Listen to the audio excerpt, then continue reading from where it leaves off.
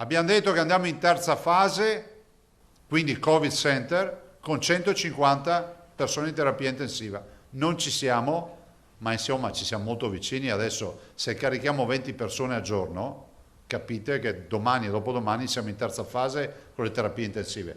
E qui ci siamo praticamente stasera. Abbiamo detto che andiamo in terza fase, se non ci arrivano prima le terapie intensive, con 900 ricoverati.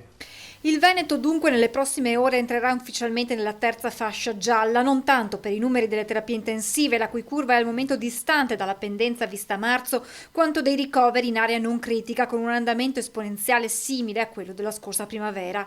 Con il passaggio alla fase 3 si attivano i 10 Covid Center regionali. Qui vi sarà una progressiva riorganizzazione delle attività ospedaliere.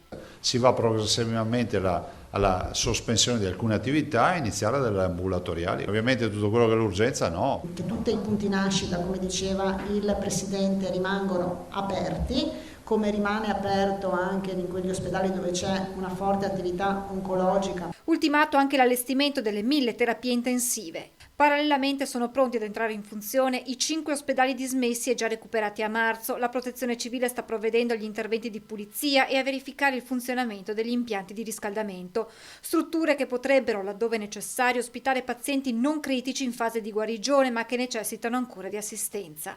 Il Presidente fa poi una considerazione guardando la curva dell'epidemia in Veneto. Vedo che dopo 15 giorni di apertura delle scuole le curve dell'infezione cominciano a muoversi e sappiamo che la letteratura scientifica dice che i giovani, se infettati, molto spesso hanno alta carica virale, non si diventano sintomatici, ma possono essere degli asintomatici grandi diffusori. L'assessore Lazzarin aggiorna poi la situazione nelle RSA con gli ultimi dati riferiti allo scorso 26 ottobre.